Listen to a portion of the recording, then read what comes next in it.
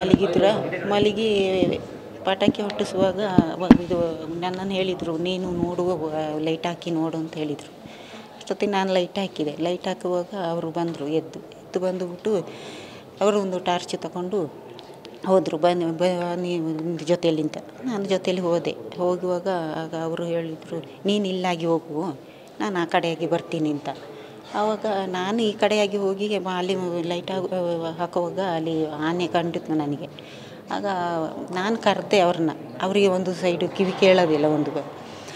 ಕರೆದು ನಾನು ಆನೆ ಅಲ್ಲಿ ಉಂಟು, ನೀವು ಓಡಿ ಅಂತ ಹೇಳಿದರು. ಅವರಿಗೆ ಓಡೋಕ್ಕಾಗಿಲ್ಲ.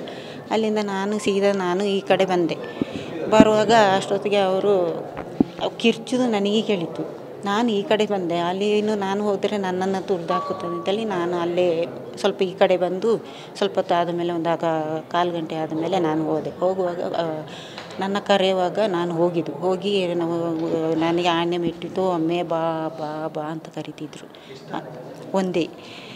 ಒಂದೇ ಆನೆ ಅವಳದ್ದು. ಅಲ್ಲಿಂದ ನಾನು ಹೋಗಿ ಅವ್ರನ್ನ ಎದುರಿಸುವಾಗ ನನಗೆ ಎದುರಿಸಲಿಕ್ಕೆ ಆಗಿಲ್ಲ ಅವ್ರನ್ನ.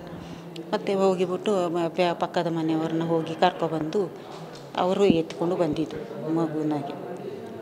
ಬಂದು ಮನೆಯಲ್ಲಿ ಮಾತಾಡಿದರು, ನನಗೆ ಇಲ್ಲಿ ಆನೆ ಮೆಟ್ಟಿದೆ, ಇಲ್ಲಿ ಎದೆ ನೋವು ಆಗ್ತದೆ ಅಂತೇಳಿದರು. ಮತ್ತು ಜೀಪಿಗೆ ಫೋನ್ ಮಾಡಿ ಜೀಪಲ್ಲಿ ಕರ್ಕೊಂಡು ಹೋಗಿದ್ದು. ಹಾಸ್ಪಿಟ್ಲಿಗೆ ಇದು ಸಂಪಾಜ ಹಾಸ್ಪಿಟ್ಲಿಗೆ ಕರ್ಕೊಂಡು ಬಂದಿದ್ದು.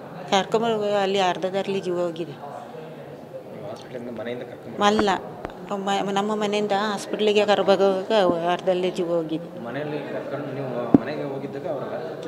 ಚೆನ್ನಾಗಿದ್ದರು. ಅರ್ಧ ದಾರಿಯಲ್ಲಿ ಮಾತಾಡಿದ್ರಂತೆ. ಫಾರೆಸ್ಟ್ನವರೊಟ್ಟಿಗೆ ಅವರ ಜೊತೆಯಲ್ಲಿ ಹೇಳಿದ್ದಾರೆ, ನನಗೆ ಆನೆ ಮೆಟ್ಟಿದೆ ಅಂತ. ಆನೆ ಸಮಸ್ಯೆ ಏನಂದರೆ ಅದನ್ನು ತಗೊಂಡೋಗಿ ಬಿಡ್ತೀನಿ ಅಂತ ಹೇಳಿದರು. ನಿನ್ನೆ ಇನ್ನು ಎಂತ ಮಾಡ್ತಾರಂತ ಗೊತ್ತಿಲ್ಲ ನನಗೆ. ಈ ಥರ ಆಗಿಲ್ಲ. ಆನೆ ಬರ್ತಾಯಿತ್ತು, ಬಂದು ನಷ್ಟ ಎಲ್ಲ ಮಾಡ್ತಿತ್ತು.